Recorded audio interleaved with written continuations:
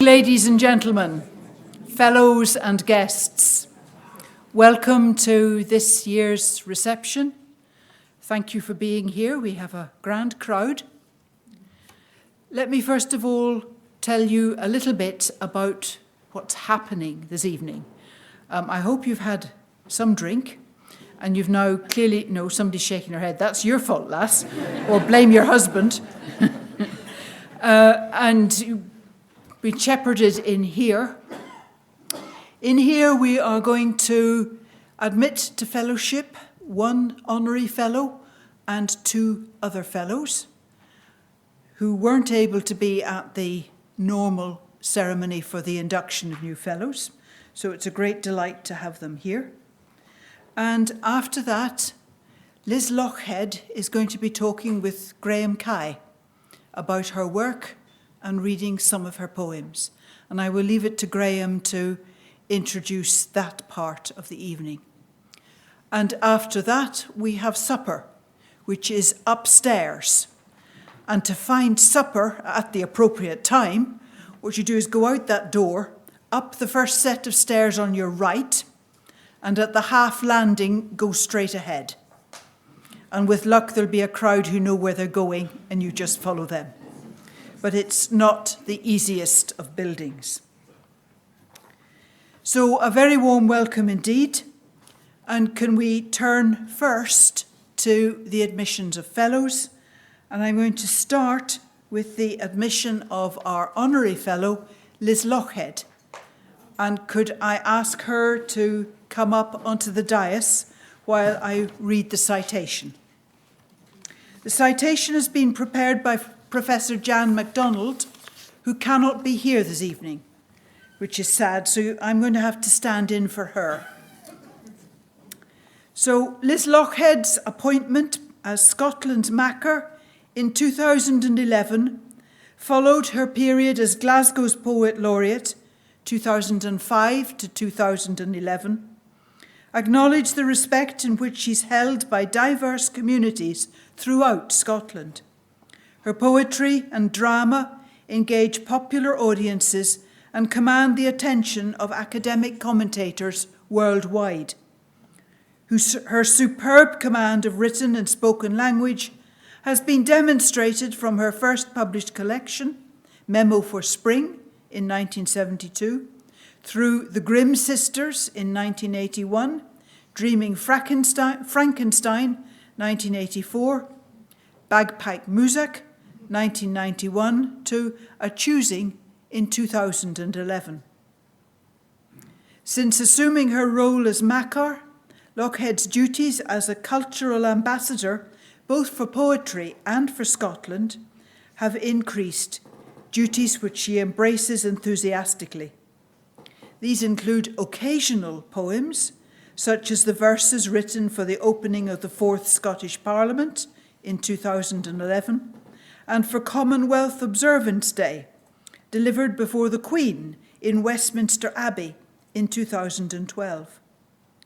But she also spoke at the launch of the Scottish Partnership for Palliative Care and contributed a poem to the launch of a recruitment drive for the Children's Panel, which included the words which sum up her personal approach to public service.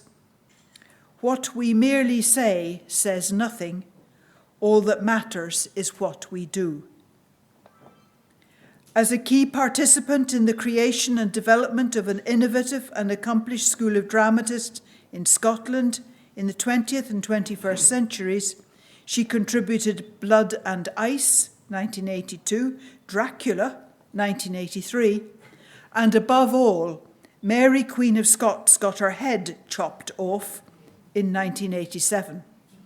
Described by a leading critic as the greatest single artistic contribution to the quarter centenary, a marvel in comedy, tragedy, politics, culture, contrast, and convergence.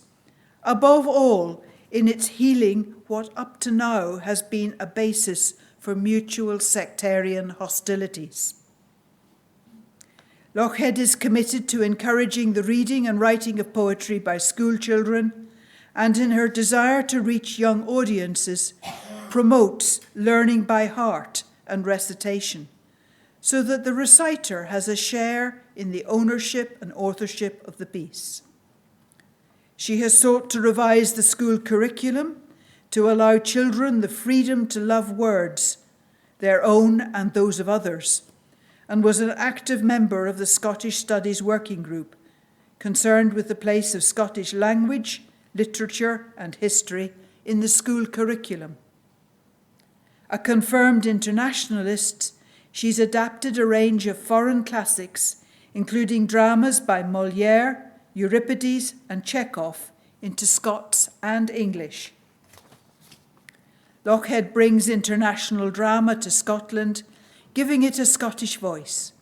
But, in addition, the distinctive voice of Scotland's national poet and Scotland's literature is being heard worldwide. Her poems and dramas have been translated into 18 languages and published in Israel, South America, China, and 15 European countries. Liz Lochhead holds honorary doctorates from 10 Scottish universities and fellowships from the Glasgow School of Art, of the Royal Scottish Academy of Music and Drama, the Royal Conservatoire of Scotland, and of the Glasgow Institute of Fine Art, and of the Association of Scottish Literary Studies. She's honorary president of the Scottish Poetry Library. Her literary prizes for her verse and dramatic writing include the Saltire Society Scottish Book of the Year Award and the Chumley Award for Poetry. It is for these significant contributions that the Royal Society of Edinburgh is delighted to admit Liz Lochhead as an honorary fellow today.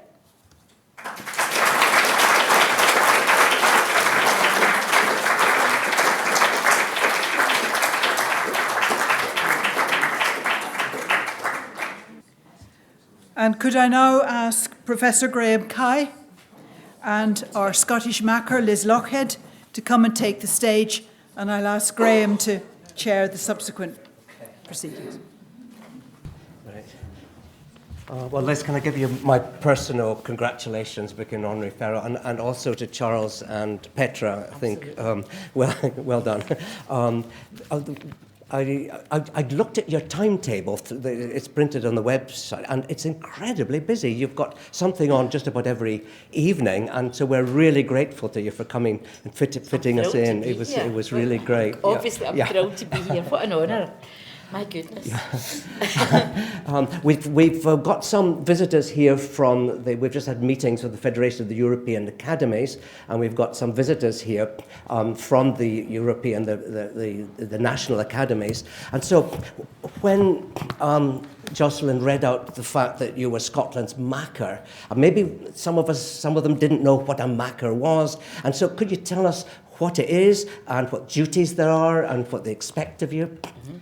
I hope I'm correct that Makar just means maker originally. Of course, there are the Makars, who are a particular set of poets that Graham here will be particularly keen on. Was it the 15th century? 16th century. Yeah. They were the Makars, you know, they were the Henryson, Dunbar, and another one. Douglas. And, yes.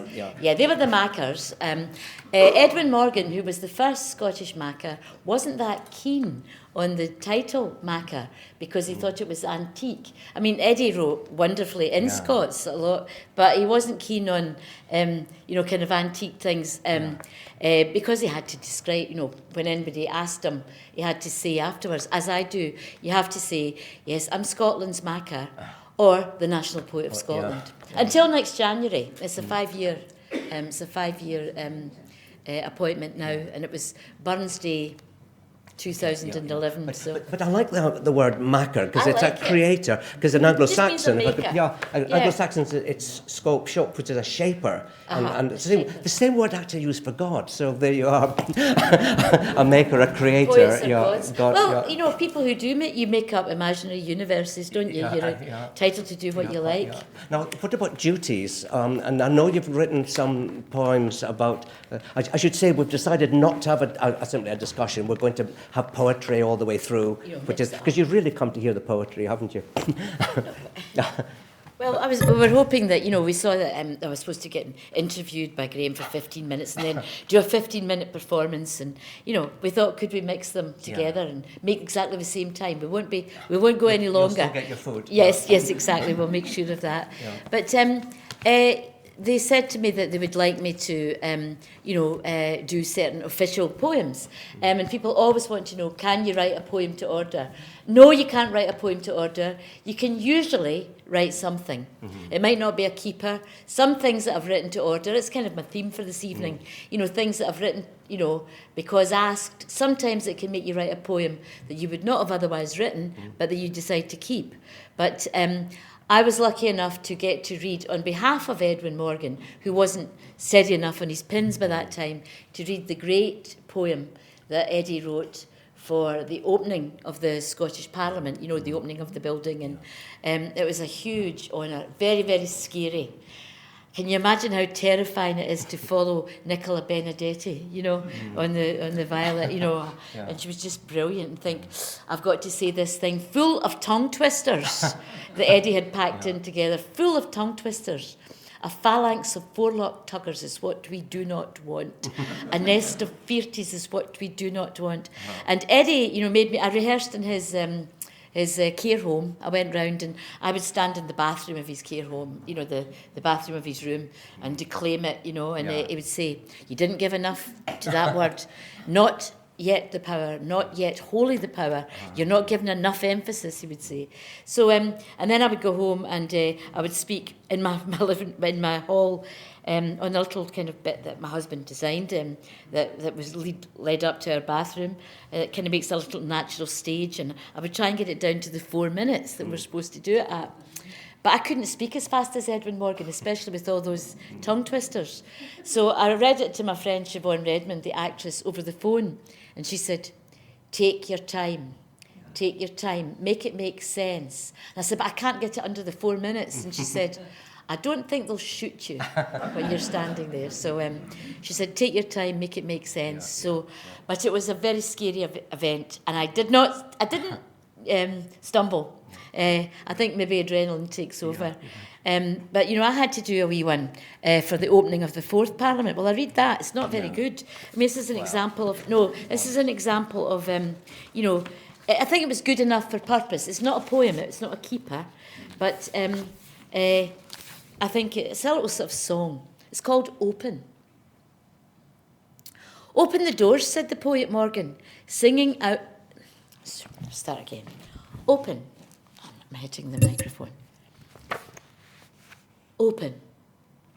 Open the doors, said the poet Morgan, singing out about our dearest, deepest wish, that the work of this, our Scottish Parliament, begin, and the light of the mind shine out, as the light of the new day shone in. Now, justice is a fine and bonny word to engrave upon a mace, as are integrity, compassion, and wisdom, grand concepts, qualities to grace every last thinking person of our Parliament. But above all, openness. How else to turn an abstract noun, a name, into a concrete verb, a doing word? Open your ears, listen, let the people petition and be heard. Justice, wisdom, compassion, integrity. Open your eyes and see. Integrity, compassion, justice, wisdom. Wisdom, integrity, justice, compassion. Open your hearts and hope. Open your minds to change. Open the future, because it's not yet written. It's as open as that it's coming yet is true. But close the gap between what we say and what we do. Open the doors. Let the work of this, our 4th Parliament, begin. Let the light of the open mind shine out. Let the clear and open light of day shine in. Fantastic. Yeah, Thanks very much. I think You don't have to clap individual poems. They get very jealous of each other. They really do. Jocelyn in the introduction or the citation mentioned the Commonwealth poem Yes. that you said It's a better one. Well, yeah. It's a keeper. And you did this in front of the Queen, didn't you? Yes. Well, it was the half the Commonwealth felt as if they were there. Right. Rufus Wainwright was singing Leonard Cohen's Hallelujah, and that was my cue to come in as Rufus singing Hallelujah came out. Actually, I don't know if they'd really looked at the words of Hallelujah before thinking it was a suitable thing to sing in Westminster Abbey. Because I get a bit of an S&M kind of buzz out of Hallelujah anyway, but maybe that's just me. Yeah. Anyway, I wrote a poem for that. I was asked to write a poem celebrating Commonwealth Day, which is a wonderful thing. You know, the Commonwealth is a good thing. It's not enough, but it's a start. So I was asked to write on the theme of connecting cultures. I am talking in our lingua franca. Tell me, do you drive on the left or right? Is your football team the Botswana Zebras or Indomitable Lions of Cameroon? Can you take me to Junkanoo? And is there mangrove forest? Is it true that a lightweight business suit is the appropriate city garb and shaking hands the usual form of greeting? Are there frigate birds, diamonds, uranium? What is the climate? Is there a typical hurricane season or a wind of change? How many miles of coastline in your country? Is the currency the Kenyan shilling or the Brunei dollar? Or is it also the word for rain or a blessing? Do you speak the lingua franca? Communication can mean correspondence, or a connecting passage or channel can mean a means of imparting and receiving information such as speech, digital media, Facebook, the press, and cinema. Communications can mean means of transporting, especially troops or supplies. Commonwealth means a free association of independent member nations bound by friendship, loyalty, the desire for democracy, equality, freedom, and peace. Remembering how hard fellow feeling is to summon when wealth is what we do not have in common, may every individual and all the peoples in each nation work and hope and strive for true communication. Only by a shift and sharing is there any chance for the welfare of all our people and good governance. Such words sound like flagged up slogans. True. What we merely say says nothing. All that matters is what we do. Thanks. Well done. Are we allowed to clap? That's a really good one. Yeah. It's all right, as long as you're clapping the sentiment and not the poem. Yeah, yeah, very modest, yeah. And another thing that came out of this citation was the bit about Scots and children, etc., and the importance to enthuse our school children, or all our children indeed, with the Scots language. And I know you've done all languages. All languages. Language, exactly. to enthuse them with language. Yeah, quite, yeah. I'm being selfish here because I used to teach Scots. You know that, yeah, quite. And I did it because I think it was after our national language, and it was the language the children brought to school. And unless you speak that language, the children, the language they bring to school, then there's often a barrier in education. Anyway, I won't give you a lecture on that. But I know that you do a fair bit in Scots as well. I do, yes. And, well, before you begin reading, when do you know to write in Scots or Standard English or Edufactor or a mixture? I think the thing itself tells you. Yeah. I don't make a decision, I'm going to write in Scots for political reasons at this particular point. But if you're writing a play called it wasn't called Mary Queen of Scots got her head chopped off. Not by me, it was called that by the director, who came in to rehearsals one day and said, "Oh God, the poster had to be in today." And when I was telling the designer what it was called, I said, we just were calling it the Mary Queen of Scots show that we were working on for the festival in 1986 for the Festival Fringe, not for the official festival. I've never been graced by anything at the official festival. I'm a Keeley, I come from Glasgow. Yes, we were, Jerry Mulgrew said, it just came out of my mouth, I just said it's called Mary Queen of Scots Got Her Head Chopped Off.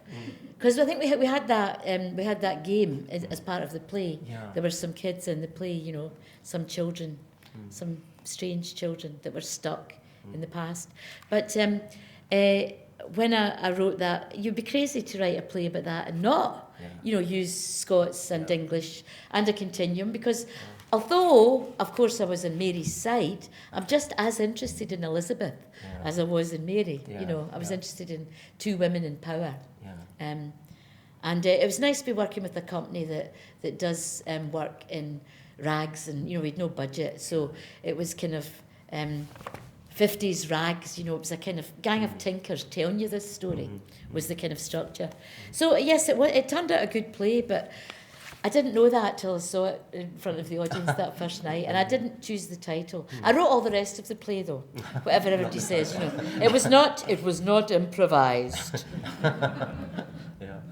Can you read a wee bit of that? Yeah, would you like to hear the opening speech? Yeah, have you got that? I think I might. No, I won't have to stand up. No, I can. no. Country, Scotland. What like is it? It's a peat bog, it's a dark forest. It's a cauldron o' lie or a soul or a coal mine. Sorry, I'll start again because I'll tell you that it was Corby. It was the narrator of the piece, a kind of spirit of Scotland, a kind of immortal. You know, I think she'd been around since the time of Mary Queen of Scots, and she was forced to tell this story all over again, you know, and she didn't like the ending. She was hoping all through the play that it would turn out different, but she had to start the play. So it's easy to write a bit, the opening of a play. You can't really read other bits, but country, Scotland, what like is it? It's a peat bog, it's a dark forest, it's a cauldron o' lie, a salt pan or a coal mine. If you're guy lucky, it's a bonny, bricht, beer meadow, or a park o' kye. Or maybe it's a field of stains, it's a tenement or a merchant's hall, it's a hoorhouse or a humble cot, Princey Street or Paddy's Market.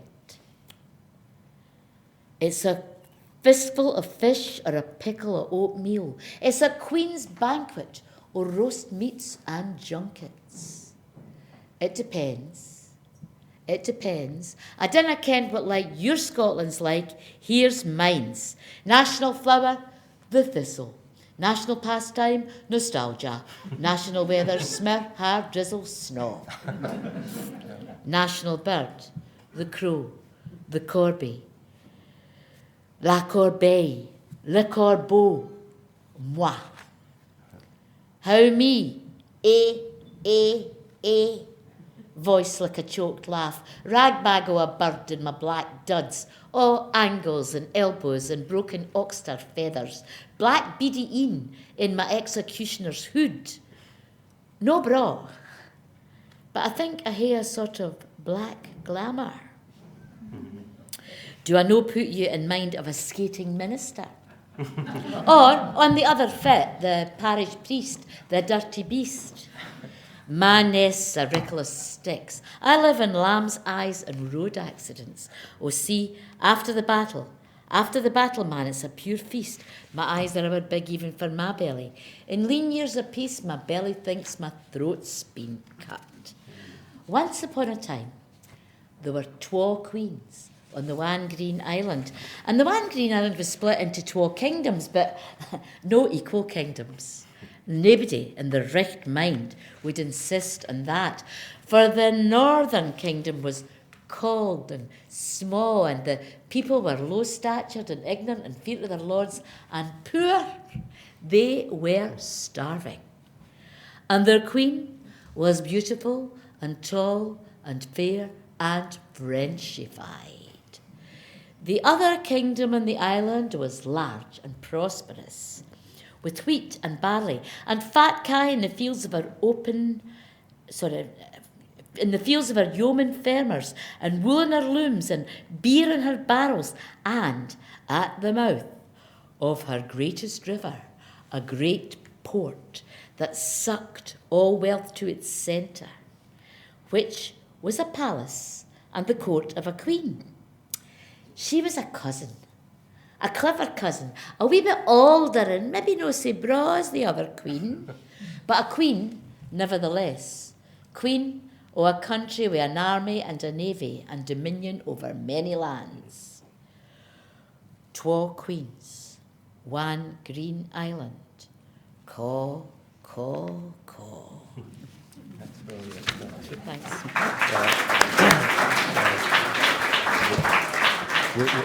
We've got some people from north of Netherlands, from Groningen, and who understand Frisian, and consequently, I think the links between Frisian and Scots are quite strong. So there's no need to translate.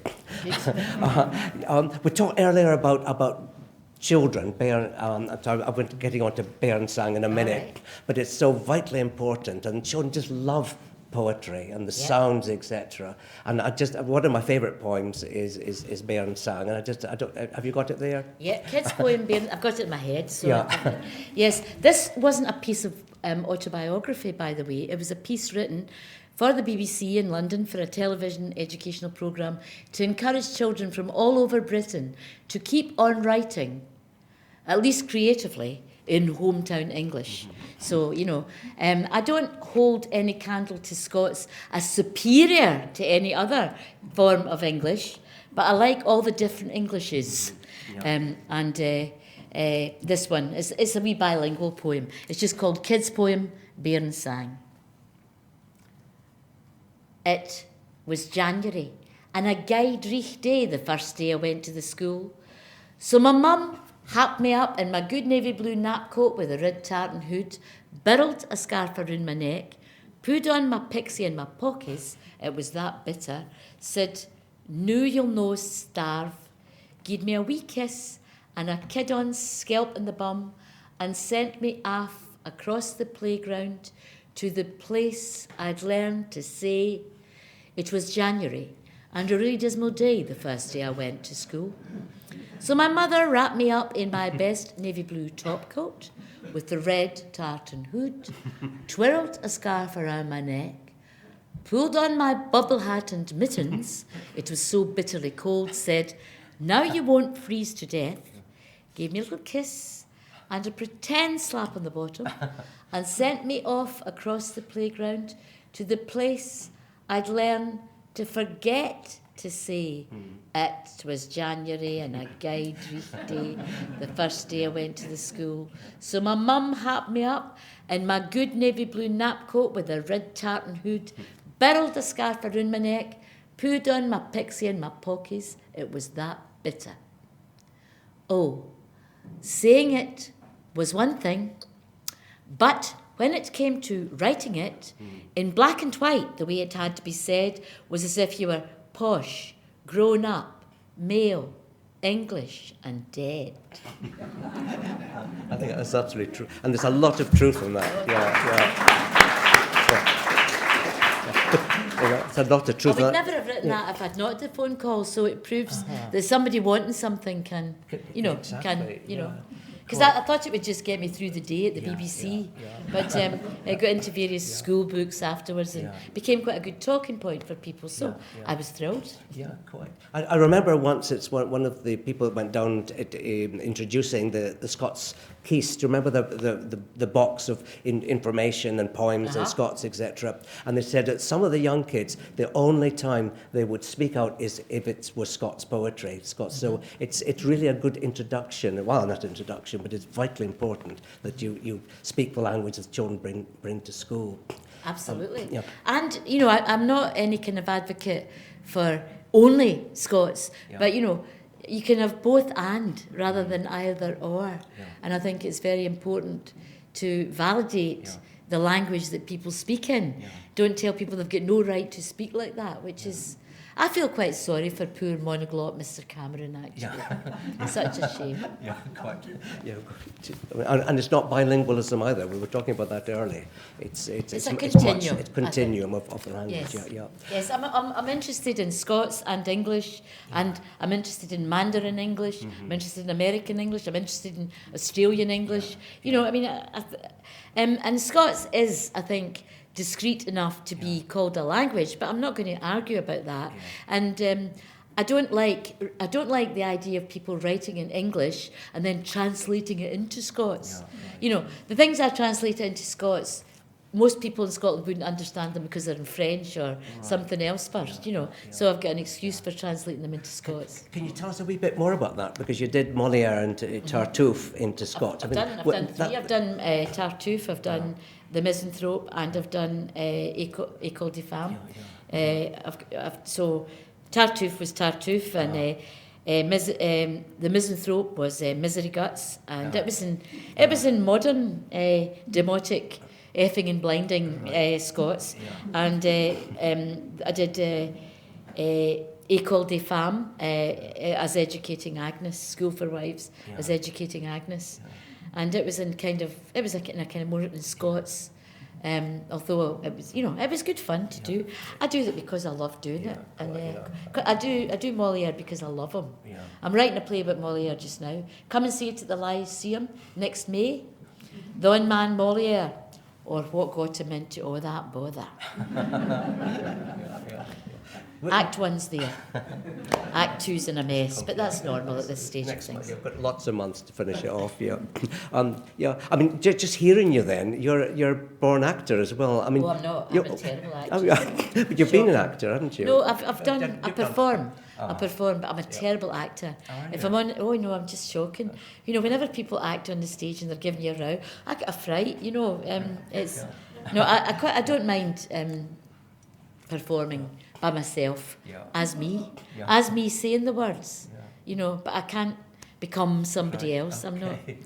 But I like the fact that actors do. Thank goodness. We've got a request from no less than our president, who's asked for a poem from a mouse. So this is for you, Jocelyn. Yes, it is. It's for more Scots, I'm afraid. And the last couple of minutes we'll talk about English, yes, or something else. From a mouse. Yes. It says here, there's a little epigraph in English at the beginning. It says, the present author being, from her mother's milk, a lover of the poetic effusions of Mr. Robert Burns and all creatures therein, whether mouse, louse, yow, dug, or grey mare Meg, was none the less appalled to find in her slattern's kitchen, sitting up, washing its face in her walk, the following phenomenon. It's me, the eponymous, the moose, the to a mouse that were I in your hoose, a bit of dust ablow the bed, thon dodder oose that quick turns tail, is eke, a living creature on the loose, would guard you well. Aye, I've heard you fairly screech. You seem guy-phobic but mice in real life, yet dream but man-mouse amity. You'll rhyme a ream, yet with skirt-wrapped rune, I've seen you stand up on a chair and scream like Daphne Brune.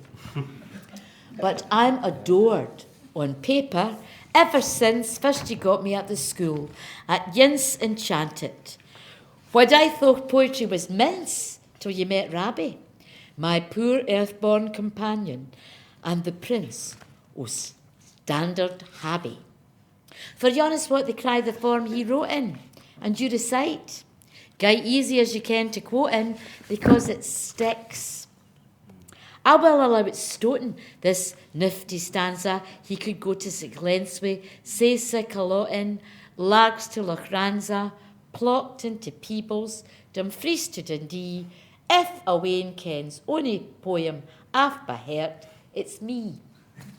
We'll greet our my plough-torn nest, no see the bit of a gap atween the foss world of poetry and baited trap. Get rent or kill, get real. Wha you loves the ploughman in the poem, keen to prove, sought tears, sigh, sympathy, he's sensitive. Wee sermon, mice men screams a glee, himself above, crying me vermin. Ploughman, that will be right. Heaven taught. He drank deep o' the Bard and Grey and Pope, the lot. I, forth for the spontaneous outburst you thought, am an artifact. For man's dominion he was truly sorry. Not. 'Twas all an act. Burns, baith man and poet, liked to dominate. His reputation with the lassies wasn't great.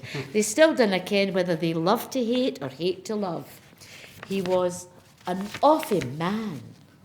He left them to their fate. Push came to shove. Couldn't he keep it in his breeks? Hell's bells, damnation. I would be the very last to gie a peroration on the daft obsession o' this prurient nation, his amatory antics. He was, beating them to it by a generation, first of the romantics. Arguably, I am a poem wha, prescient, did presage your 21st century global distress age. I'm a female mouse, though. He didn't give a sausage for my sparkling een. As for Mother Nature, whether yous get the message remains to be seen.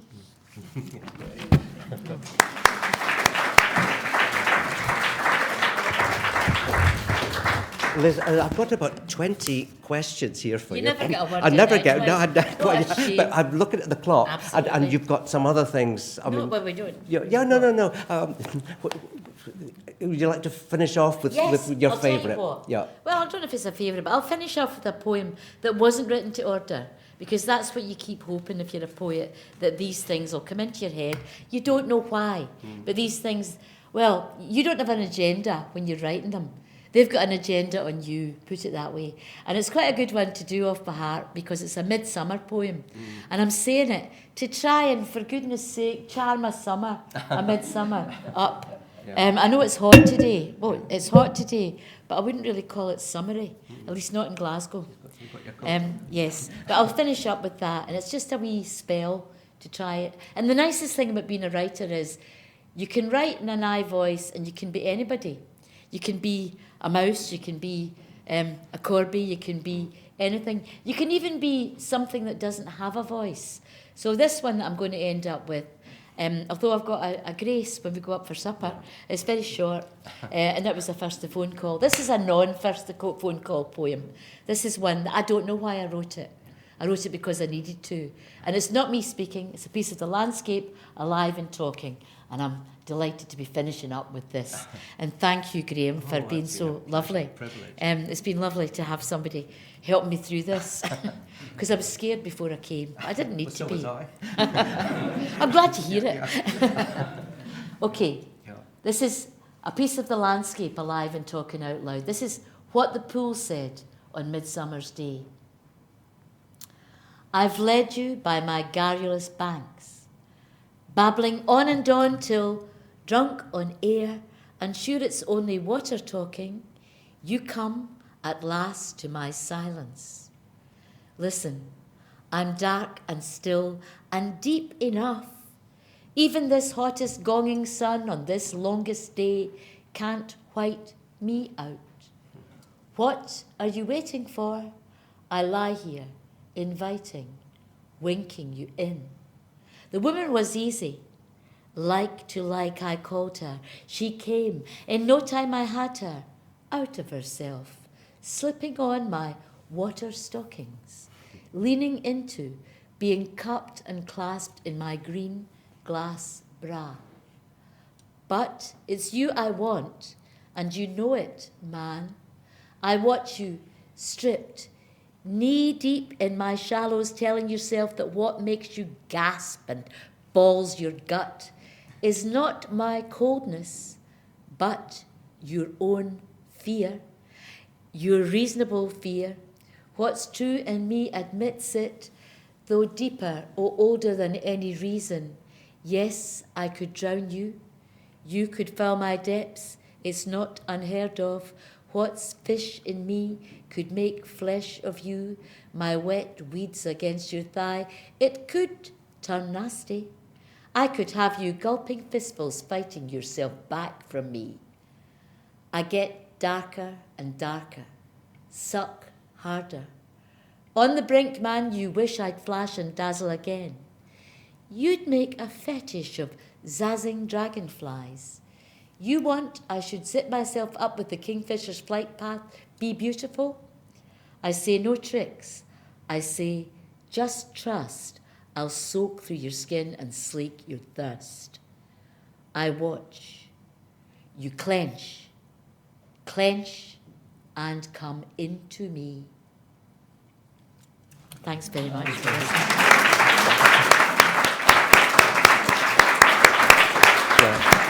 Thank you very much indeed. That's brilliant. Thank you very much indeed for that very special opportunity. Thank you to Graham for masterminding it, but above all, thank you to our new honorary fellow, Liz Lochhead. Thank you very much.